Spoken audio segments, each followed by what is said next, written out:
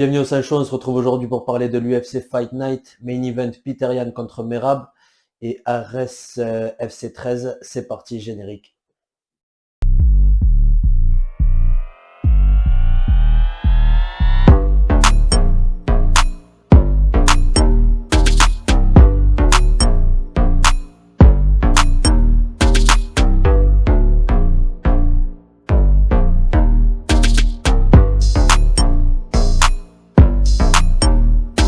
Donc Peter Yan contre Merab Dvalishvili. Peter Yan qui part favori avec une cote à 1,40 et Merab à 3. J'ai une préférence pour, Peter Yan, pardon. Je suis les bookmakers. Donc il faut savoir que c'est la catégorie Bantamweight, poids coq en français, 61 kg. Une catégorie avec un top 5 très serré. C'est des combats qui vont souvent à la fin du temps. Donc je pense que ça va aller en 5 rounds. Je pense que ça va aller à la décision. Et je pense que les juges vont la donner à Peter Yan. Un Peter Yan qui revient de 2 défaites. Une défaite un peu polémique de 3 défaites. 3 défaites, ouais. 2 fois contre Aljamain Sterling, donc le nouveau champion. Donc Peter Yan qui était champion, qui a perdu le titre contre Aljamain Sterling à 2 reprises. Et qui revient, qui ensuite a eu un combat contre Sean O'Malley, une décision assez polémique. Assez polémique, c'est sûr, ouais. Certains diront qu'il a gagné, d'autres qu'il a perdu. Mais les juges ont dit qu'il avait perdu. Donc je pense que déjà il revient, il est assez remonté. Un Merab qui en plus est pote et partenaire d'entraînement du nouveau champion Aljamain, qui lui a pris son titre.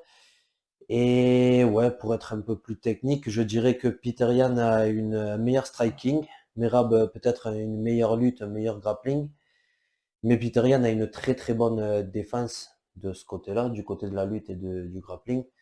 Donc je pense qu'il va réussir à le gérer, peut-être pas, sûrement pas le mettre KO ni à le finir. Et je pense qu'il va réussir à gérer les amener au sol, à les défendre et gagner le combat à la décision. Qu'est-ce que tu penses de ça? C'est une proposition très crédible. Franchement, je suis vraiment 50-50 sur ce combat. Je me suis entraîné plusieurs fois avec Merab dans son camp d'entraînement. Également pour Alex Perez, parce qu'il aide le camp de Alex Perez, et vu que je me suis entraîné avec Alex Perez plusieurs fois, notamment pour le grappling et la lutte pour son camp contre Manel Cap, dont Merab en est parti. J'ai eu l'occasion de voir Merab vraiment bien lutter, vraiment faire des belles choses. Et j'ai tourné avec lui plusieurs fois en grappling et plusieurs fois en lutte. C'est un problème, les gars. Franchement, Merab, c'est un problème. C'est compliqué vu que j'ai jamais fait de sparring avec lui. Je peux pas vraiment te dire comment est-ce qu'il mixe tout en real time. Mais en grappling et en lutte, c'est un problème. Franchement, c'est une cardio que je vois pas souvent. Je connais quelques gars qui ont cette cardio, ce genre de cardio, mais c'est rare. Franchement, c'est rare. Le truc, c'est que Merab, le problème avec lui, c'est que des fois, quand il arrête la clinch, quand il sort de la clinch et quand il sort des phases de lutte, il est un peu ouvert et tu peux prédire ce qu'il va faire. Tu sais ce qu'il va faire. Et contre un certain genre d'adversaire, il y arrive. Il a réussi quand même à mettre José Aldo contre la cage tout le temps, le mettre contre la cage. Et José Aldo, chaque fois qu'il sortait du corner, il savait que Merab il allait faire ça et il faisait rien. Est-ce que c'est un José Aldo en fin de carrière qui en a un peu marre et qui n'a pas vraiment envie de défendre? Ou est-ce que Merab il est vraiment aussi bon que ça? Je pense que ce combat, ça va être la réponse à ça parce que là, Peter Yan, il n'a pas le droit à l'erreur. Il a 3 défaites d'affilée, malgré qu'une des défaites c'était par disqualification. Quand même, on reste sur 3 défaites. Qui est très polémique, mais c'est quand même 3 défaites. C'est quand même 3 défaites, parce que même la défaite pour moi qui était polémique contre Aljamain Sterling, pour moi ça ne devait pas être polémique. Pour moi, de 1, Aljamain Sterling avait gagné. Ouais, c'est les règles. Ouais, pour moi, il avait gagné, il avait contrôlé beaucoup plus de temps. Peter Yan n'avait pas fait tant de dommages que ça. J'invite les détracteurs à regarder le combat parce qu'il n'y avait pas de coupure. Hein. Il n'y avait pas de coupure, il n'y avait pas de knockdown, il n'y avait rien de vraiment spectaculaire en tant que dommage, en tant que dégâts, quoi. Donc ensuite, la décision avec Sean O'Malley, je suis d'accord. Je pense que Peter Yan devait être gagnant. Mais il a quand même déconné pas mal contre Sean O'Malley. Un mélange il a déconné et Sean O'Malley est vraiment bon et il a un timing de ouf. Et il l'a vraiment pris au sérieux. Mais là, Peter Yan, il a vraiment pas le droit à l'erreur, quoi. Il a pas le droit à l'erreur. Et Merab, il a un momentum de ouf. Il est sur une série de victoires incroyables contre que des gros noms. Ouais, Euh, rappelons qu'il a mis à la retraite José Aldo. ouais, C'est c'est pas ça, rien. ouais, ouais. José Aldo, ouais. José Mm. Aldo, il a mis à la retraite. Il a sorti Marlon Moraes de l'UFC. Ouais, ouais. Non, il me semble, non, c'était Sanguedon qui l'a sorti, mais bon, Mhm. c'était Il l'a le aidé, combat ouais. avant, ouais, Mm. il l'a aidé, ouais. Non, non, c'est chaud, franchement, c'est chaud. Sa dernière défaite, il me semble que c'était une guillotine contre Ricky Simon, qui était sur la sonnette, et il était à peine sonné, ils ont appelé le combat guillotine, mais il gagnait tout le combat contre Ricky Simon. Ricky Simon, quand même, qui avait donné la première défaite à Jake Shore, qui était Mm. 16-0. Ouais. Donc non, non, non, mais Rob, c'est du haut niveau, les gars. C'est du haut niveau. Je comprends, étant donné le résumé de Peter Yan, les odds. Je comprends que les bookmakers, ils vont pour Peter Yan. Mais pour moi, c'est un combat qui reste quand même très équilibré, tu vois. C'est pour ça que je suis un peu 50-50 sur ce combat. Juste le fait que je me suis entraîné avec Merab plusieurs fois. Après, c'est pas comme si c'était mon pote ou quoi, tu vois. C'est pas Mm. comme si j'étais super pote avec lui, je le connaissais très bien. Mais juste en m'entraînant quelques fois avec lui et en le voyant s'entraîner contre des mecs que je connais, il est impressionnant. Franchement, il est impressionnant. Peter Yan quand même a un peu une habitude de laisser passer les combats un peu trop longtemps.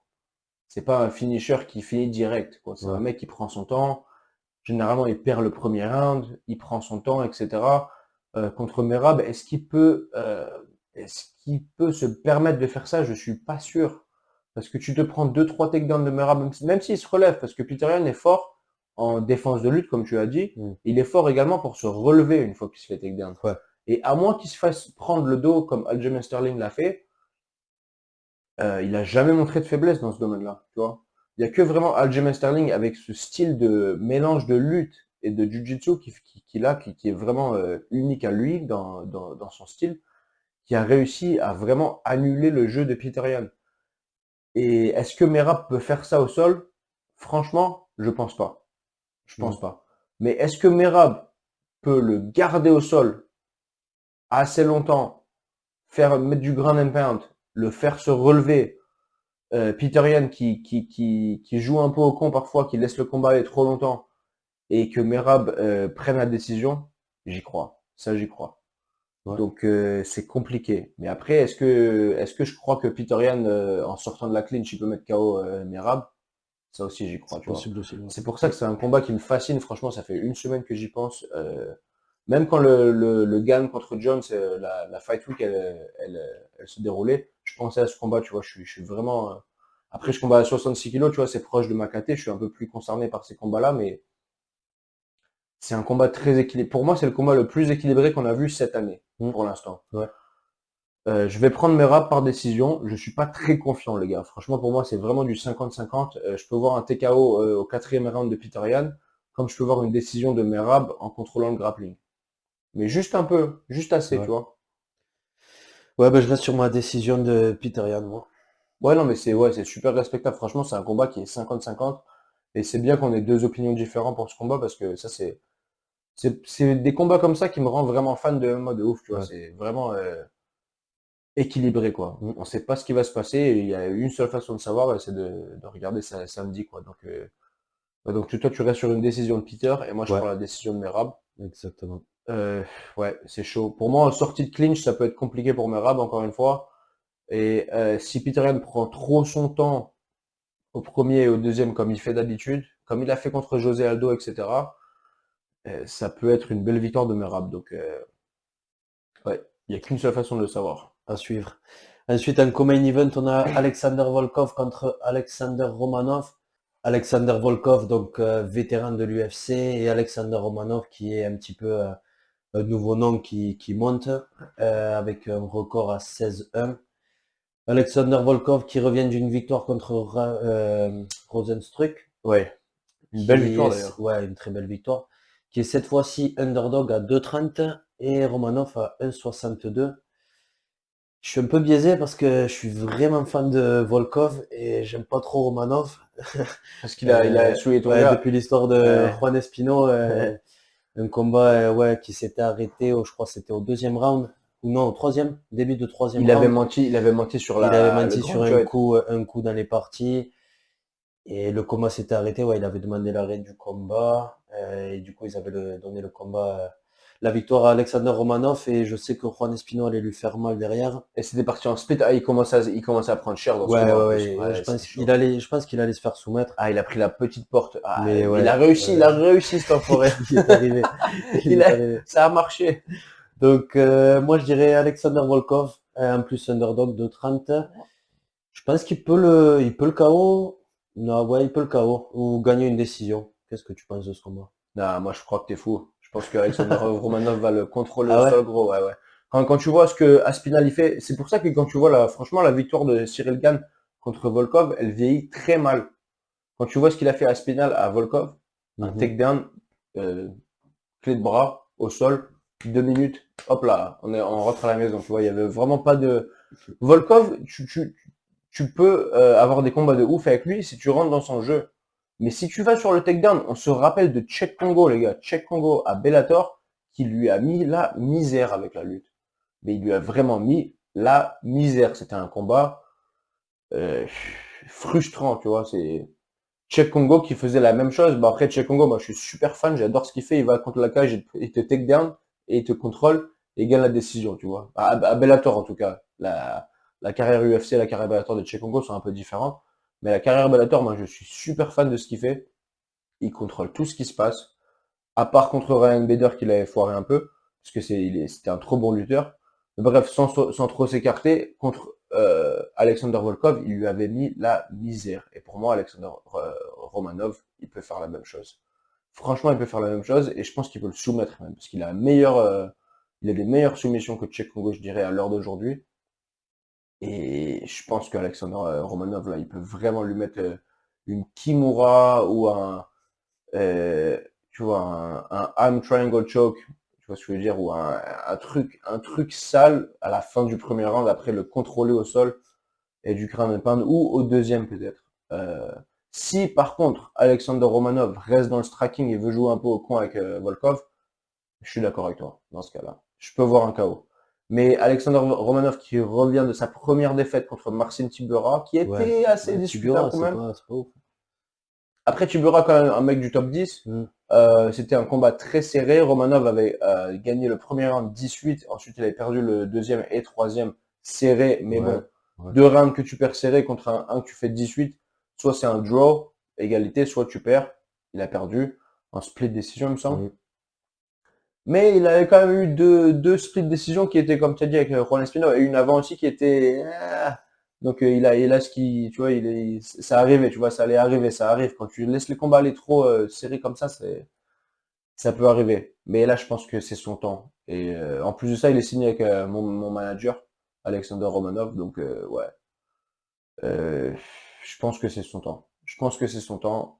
Par contre, je suis d'accord avec toi, si il rentre dans un délire de striking avec Volkov, il va prendre cher. Mais je pense pas, parce que je pense qu'il vient d'une défaite, tu vois. Il va vouloir, il est obligé de gagner, il va être concentré. Ça fait presque, j'ai envie de dire, 1 an qu'il a pas combattu. Ça Ouais. fait un bail quand même. Ouais. Ouais. Ouais, pas autant, mais ouais, presque. Pas autant, ouais, mais peut-être au moins Ouais, 8 7 mois. 8 Ouais. mois, ouais. Donc ouais, bah, c'est bien, on a des avis un peu mitigés sur cette carte, c'est ça qui rend le MMA fascinant. Donc toi tu prends Alexander Volkov par KO et moi je prends Alexander Romanov par soumission. Ouais, soumission ou TKO au deuxième round. Soumission au premier ou TKO au deuxième. Mm. Ensuite, on a Nikita Krylov contre Ryan Spann, donc un combat qui devait être le main event il y a 2 semaines, qui était tombé à l'eau pour des maux de ventre où on ne sait pas trop de Nikita Krylov, donc fait un malade quoi. Et donc il devient le combat de ce week-end, les mêmes cotes. Moi je pense à peu près pareil. Je vous laisse le lien en bas de l'ancienne vidéo de ce qu'on avait pensé. Mais je dirais que Nikita Krylov va l'emporter à la décision. Est-ce que tu crois que ça influence un petit peu ton avis de la dernière fois? Je crois que tu avais parié sur, enfin tu disais Ryan Spann par KO. Moi j'ai pris Ryan Spann par KO et là je vais le prendre encore une fois. Je peux pas accuser Nikita Krylov de se retirer pour une mauvaise raison, forcément, parce qu'en plus c'est le docteur qui l'a arrêté, il a voulu combattre. Mm. Simplement, je pense que ça doit être quelque chose quand même qui va l'affecter Tu crois, ouais? dans le Ouais. combat, ouais. Je pense que ça va l'affecter. Je pense que c'est quelque chose de sérieux si le docteur l'a arrêté 2 semaines avant. Et je pense que peut-être pour raison financière, il se déplace de l'Ukraine, il vient ici, il ramène ses coachs, etc. Il va rester ici quelques semaines en plus, il va vouloir faire le combat pour payer tout le monde, pour prendre son chèque. Mais je sais pas vraiment la raison pour laquelle c'était, ils l'ont pas dit. Et ça, pour moi, ça m'alarme un peu. Je pense que Ryan Spann, déjà, de 1 était chaud, il a un bon momentum en venant. Et en KO Dominique Reyes, comme il l'a fait, franchement, même si Dominique Reyes, il a pris des sales défaites, il n'y a personne qui l'a fait aussi rapidement comme ça. En C'est vrai. plus, Dominique Reyes, il avait pris un gros time off, 1 an et quelques off. Il a changé de gym, il a déménagé, il a travaillé sur son menton, il a travaillé sur sa lutte, il a travaillé sur son striking. Il a vraiment bien travaillé et Ryan Spann, malgré tout ça, il l'a éteint Ouais, c'est vrai. en 1 minute. Tu vois, donc pour moi, ouais, pour moi c'est chaud. Pour moi c'est chaud. Je pense que Ryan Spann le reprend et ça m'aide un peu à, en fait, à reprendre sur le Ryan Spann. Ça m'a donné un peu plus de confiance sur Ryan Spann. J'étais un peu, je l'ai pris et j'en étais confiant, mais j'étais pas forcément, j'étais à 70-30 et là je suis à 90-20, tu vois. Ça m'a aidé un peu à rentrer sur le Ryan Spann. Donc Ryan Spann par KO, premier round, je dis. Premier Ah ouais, round. quand Ouais, même. ouais, premier round. Ouais, non, bon. Ouais. Je passe Nikita Krylov à la décision. Encore une fois. Ensuite, il y a Ricardo Ramos contre Austin Lingo. Austin Lingo qui est 9-1 et Ricardo Ramos 16-4. Brésilien contre Américain. Je connais pas trop là, je sais pas si tu es. Ricardo C'est Ramos, des 145. Ricardo Ramos chaud, Oceanigo pas mal, mais pas assez d'expérience pour moi. Sans rentrer trop dans les détails, Ricardo Ramos pour moi prend la décision. Hmm. Il y a Saïd Nurmagomedov, lui qu'on connaît un peu mieux. Rien à voir avec la famille Akhabib. Mais contre Jonathan Martinez 17-4, hein, aussi un beau palmarès. 17-2, 17-4, 135. Et là aussi, ça risque d'être une grosse guerre. Je vois pas le Jonathan KO, je vois une Martinez, décision. excuse-moi. Mais ouais, je sais pas trop contre pour qui, ouais. Qu'est-ce que tu veux? Jonathan Martinez qui a KO Cobb Swanson quand même. Hein. Cobb Swanson Ouais, la c'est dernière vrai. fois. Ouais. Saïd Nurmagomedov qui se faisait niquer par Saïd Yakoumov, qui d'ailleurs s'est fait couper maintenant. Mhm. Je sais pas pourquoi d'ailleurs, parce qu'il avait fait des très belles prestations à l'UFC. Mais bref. Saïd Nurmagomedov qui avait également étranglé mon partenaire d'entraînement Cody Stanham, qui est un monstre. Nurmagomedov est impressionnant. Il n'a pas eu la meilleure lutte, ce qui est marrant pour son nom, parce qu'en fait, il vient pas du tout de la Ouais, famille, comme tu as ouais, dit, un de très bon Khabib. striking, Un plus que la striking de lutte, ouais. ouf. Ouais. Un striking de ouf et des soumissions de ouf. Mm. Mais il cherche pas à ramener le combat au sol, et quand un mec essaie de ramener le combat au sol avec lui, il galère un peu. Jonathan Martinez, c'est un striker. Ça va être un combat de striking, il n'y aura pas vraiment de, je pense, de takedown. À moins que Jonathan Martinez veut un peu mixer entre son striking et le takedown pour un peu faire l'effet de surprise. Mais il n'y aura pas beaucoup de lutte dans ce combat et je pense que ce sera une décision. Je suis vraiment mitigé, je sais pas qui est-ce qui peut le prendre parce que ça y est, il a quand même eu des décisions un peu close, quoi, un peu serré quand il a perdu contre Ouais, Raoni Barcelos. ouais, ouais, ouais. C'est chaud quand même pour Saïd Nurmagomedov. C'est pas comme si c'était Ouais. un prospect qui niquait tout le monde, tu vois. Non, non, c'est sûr. Il a beaucoup de cœur. C'est pas le meilleur, mais ouais, il a beaucoup de cœur. Il lâche Ouais, rien. Et il arrive à gratter ouais, des il décisions, des trucs comme s'accroche. ça. Ouais. Ouais, ouais, il s'accroche. Mm. Donc ensuite, si on descend sur la carte, on a Vitor Petrino contre Anton Turkalj. Qui était rentré sur Jelton Almeida, qui avait fait un short notice. Ou Anton, ouais, ouais, c'est Anton, ça. ouais, ouais, Ouais, ouais, il a ouais. eu une défaite, c'est ça qu'une Ouais, défaite? 8-1 Ouais. et Vitor 7-0. Donc aussi, ouais, des beaux palmarès. Ça Et promet d'être un gros combat aussi. Anton qui a fait, si je peux me permettre juste de faire une petite parenthèse, il a fait une très belle prestation en amateur au IMMAF en Mhm, Europe. mhm. Il a fait une très belle prestation dans les poids légers lourds et il avait niqué tout le monde. Il avait niqué des mecs à 7-0, 9-1, 8-2, vraiment des gros noms en amateur qu'il a tout pris. Il a eu une très belle carrière pro et je pense que sa défaite contre Jelton Almeida, je pense que Jelton Almeida c'est le futur champion et qu'il a pris une défaite juste pour rentrer à l'UFC. Je crois, il me semble que c'était 4 ou 5 jours. Ouais. Mais là, je pense qu'il va gagner. Ensuite, on a Rafael Assunção, vétéran de l'UFC, contre Davy Grant, aussi vétéran, qui avait quand même une victoire contre Chito Vera à l'époque, qui Ouais. a ensuite perdu au rematch.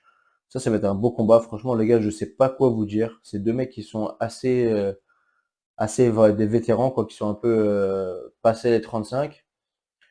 Vraiment bon. Rafael Assunção qui a 43 maintenant, il me semble, et Davy Grant qui a Ouais. 38 ans. Mais vraiment bien, quand même en belle forme physique, et ça va être un beau combat. J'ai pas envie de dire un gagnant parce que je sais vraiment pas ce qui va se passer. On a Mario Battista contre Guito Canetti. Guito Canetti qui a quand même sorti Chris Vétéran aussi, Moutinho de ouais. l'UFC, qui a quand même sorti Randy Costa de l'UFC, Mhm. mais là c'est Mario Battista, les gars. Mario Battista, c'est 11-2, c'est un prospect, c'est compliqué.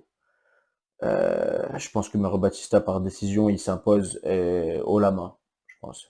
Et j'adore Guido Canetti, l'Argentin, franchement, j'aime bien le fait qu'il est en bata, mais qu'il a 43 ans et qu'il ait des victoires de ouf, qu'il s'accroche et tout, mais là, je pense que ça va pas passer. On a Tony Gravely contre Victor Henry aussi, vétéran du Rising, qui a Ah fait ouais. des belles prestations, 22-6 quand même, hein, Mm. à 36 ans. Ouais, Victor Contre, Henry qui fait des beaux matchs à chaque fois, ouais. Bah, d'ailleurs, il avait battu Raoni Barcelos, il avait choqué tout le monde, il était plus Ouais, 500. ouais. Et ensuite, il avait perdu contre Rafael Assunção. Mm. Donc c'est ça qui avait Ouais, pas ouais, de c'est sens, tu vois. bizarre, ouais. Ouais. Et ensuite, contre Tony Gravely, Tony Gravely qui avait KO un de mes partenaires d'entraînement, Anthony Birchak, que tu Mm. connais d'ailleurs. Ouais. Tony Gravely, c'est un peu hit or miss, mais il a quand même un beau record, 23-8. C'est quand même pas dégueulasse. Il a des beaux combats. Mais je pense que Victor Henry est un peu trop rapide, un peu trop fluide pour lui. Et je pense qu'il gagnera la décision. Après, on a Tyson Nam contre Bruno Silva. Bruno Silva, il frappe fort. Un des partenaires d'entraînement de Henry Cejudo. Tyson Nam qui est un peu sur la fin, quand même 39 ans à 57 kilos. Ça commence à se faire un peu vieux quand même pour 57 kilos malgré tout. Je sais pas. Franchement, je sais pas. Tyson Nam, il m'a surpris plus d'une fois, tu vois, donc j'ai pas envie de. En plus, de toute façon, je pense pas qu'on peut parler en France pour ce combat-là, mais ça va être un beau combat. C'est une belle entrée quand même dans la matière. La carte, elle est pas dégueulasse, hein. Franchement, il y a des beaux Non, c'est combats pas quand des même. gros noms, mais ouais, ça va être des beaux combats, ouais, des belles C'est ça, guerres. c'est une carte pour les fans, ça, en fait, tu vois. Mm. Il y aura pour les vrais fans de MMA, des beaux combats. Et qui, censé avoir sur cette carte Anthony Smith contre Jamal Hill. Il devait y avoir Ouais, à la qui base, ouais. était mieux à lui, ouais. Donc voilà, on a comme une belle carte. Après, je pense qu'on va passer à autre chose Mm. pour la reste. Ouais, il y a le RS 13, donc jeudi, avec pour main event Damien Lapillus contre Marco Beltran. Un beau main event, Damien Lapillus qui descend de catégorie pour prendre une autre ceinture. Ouais, il descend d'ailleurs. Je sais pas comment il descend parce que pour moi, c'est un morceau quand même, Damien Ouais. Lapillus. Après, je le vois à la télé, je l'ai jamais rencontré ou quoi, mais ça m'a l'air comme d'être un morceau. Quand je le vois Mhm. contre Amin Ayoub, qui est lui-même déjà un morceau, Ouais. je sais pas comment il descend. Après, il descend contre un mec qui a déjà combattu à 57 kilos, qui a majoritairement combattu à 61 kilos, et là qui combat pour une ceinture à 66 kilos. Euh, je me demande pourquoi il combat pour cette ceinture, sachant que c'est quand même assez galère de combattre pour des ceintures à Arès. Peut-être qu'il va lui faire un petit pont pour prendre une ceinture ou quoi que ce soit. C'est un UFC vétéran, le mec, il a combattu à l'UFC plusieurs fois, mais à 57 et à 61, tu vois. Là, c'est une Ouais. ceinture à 66, donc là, je vois vraiment Damien Lapillus gagnant. Je vois même par finish, peut-être un TKO au deuxième ou troisième, et je le vois assez dominé, quoi. Vraiment dominé, même si le record de l'autre est un peu mieux que le record de Damien. Damien a pris que des tueurs, il a toujours pris des gros clients. Et il a pris des gros clients à 70 kilos contre un mec qui Ouais. prend des gros clients également, mais à 57 et 61, c'est différent, les gars. Il a perdu après contre le champion, il a perdu contre Davidson Figueiredo, il a perdu contre Bruno, d'ailleurs, le mec qui combat sur ce UFC. Euh, il a perdu contre certains mecs également, des bons clients à 61 à l'UFC. Mais ouais, là pour moi, Damien le prend quoi. Damien le prend. Damien est trop clean en striking. Je pense que même si le Brésilien essaie de rentrer dans les phases de lutte, Damien va être trop physique pour lui. Trop physique, trop près. Et en plus chez lui avec la foule et tout, je pense que ça va être une belle performance pour lui. Et pourquoi pas le faire signer à l'UFC? Il a déjà Ouais, ouais, ouais. son frère là-bas. C'est peut-être pour le faire briller aussi, un peu, non? C'est ça. Après, peut-être qu'il le mérite un peu quand même après une belle Ouais, carrière ouais, quand ouais, même. En plus, carrément. ouais. Il me semble qu'il doit avoir 34 ou 35 maintenant. Il veut peut-être rentrer à l'UFC avant que ce soit trop tard. Donc ouais, non, bien pour lui. Franchement, bien Mhm. pour lui. J'espère qu'il gagne. Ce sera une belle performance. À mon avis, ce serait une belle performance. Premier, deuxième, maximum au troisième, ça se finit. Ouais. Franchement. À moins qu'il fasse une grosse erreur, pour moi, Damien le prend, quoi. Ouais. Ouais, donc ça peut être un beau main event. Je te suis sur Damien Lapillus aussi, je pense qu'il peut le faire, que c'est fait un petit peu aussi pour le faire briller. Un événement qui à la base devait avoir lieu avec le combat contre Daniel Lantier contre Ragnar Le Breton et qui vient juste d'être annulé. Donc Ragnar Le Breton aurait l'humoriste Mathias Kivigier qui apparemment vient de partager une vidéo sur Instagram il y a quelques heures de ça Ouais, ouais. en disant que Daniel Lantier avait annulé le combat pour un problème au genou, sauf qu'il dit ouais, que c'est un peu faux. Ça fout en l'air un petit peu ce Ares. Il y avait de la hype pour les gens un petit peu qui sont pas trop dans le MMA et tout ça. Je pense que ça rapportait un petit peu de publicité. Ouais, j'ai sauté le common event, hein, mais ça devait être le troisième combat en partant du haut de la soirée. Mais ouais, je pense que ça ramenait du monde. Qu'est-ce que tu penses de toute cette histoire, hein? Ouais, c'était une carte un peu légère qui dépendait un peu de ça, je dirais. Après, moi, j'étais un peu hype de voir ça. J'aime bien voir les Ouais, combats ouais, comme ça, ouais, carrément. franchement. Je vois souvent les haineux, etc., qui aiment pas ce genre de combat. Moi, ça me fait plaisir. Ça fait un peu, ça ramène des yeux en plus sur le MMA, pourquoi pas, tu vois. Et puis, en plus, j'ai l'impression que Ragnar, j'avais écouté l'interview qu'il avait fait avec Michael Lebou et Boulox, et il avait l'air de prendre vraiment au sérieux. Euh, Ouais, ouais, ouais, ouais. J'avais bien apprécié son interview. Franchement, ça m'a donné beaucoup de respect pour lui. Et même en voyant la vidéo qu'il a fait en parlant de son adversaire Daniel Lanty, Mhm. qui d'ailleurs est 0-0 en MMA, hein, c'est un kickboxer. Euh, donc le match était bon, malgré tout qu'il a beaucoup de combats en kickboxing, c'était quand même un combat équilibré en MMA vu que 0-0 contre 0-0. 0-1, ouais, pour, Ouais, pour 0-1, ouais, Ragnar. ouais. Mais bon, Après, on ouais. sait que c'était un peu une histoire pour passer pro, il a fait un truc à Mhm. l'arrache. Mais quand même, quoi, ouais, même moins de, pas, tu vois, pas d'expérience en MMA, donc quand même assez équilibré. C'est Ragnar qui prenait tous les risques, étant humoriste, étant déjà célèbre, connu, on va dire, pour ce qu'il fait dans l'humour, etc. Pour un mec qui rentre dans le MMA comme ça, c'était quand même, pour un mec qui a déjà combattu, mais quelle que soit la discipline, t'es censé l'allumer, tu vois. Ouais. Donc pour qu'il pull out comme ça 2 jours avant, 3 jours avant, j'apprécie vraiment pas du tout. Je trouve ça vraiment, j'ai envie de dire dégueulasse, tu vois. Ça m'est déjà arrivé qu'on m'a fait des pull-out près du combat comme ça et c'est pas un bon feeling. Franchement, c'est dégueulasse. Et en plus, en ayant vu la vidéo, ça avait l'air comme sincère. Et, bah, c'est pas terrible, tu vois. C'est pas terrible. Ouais.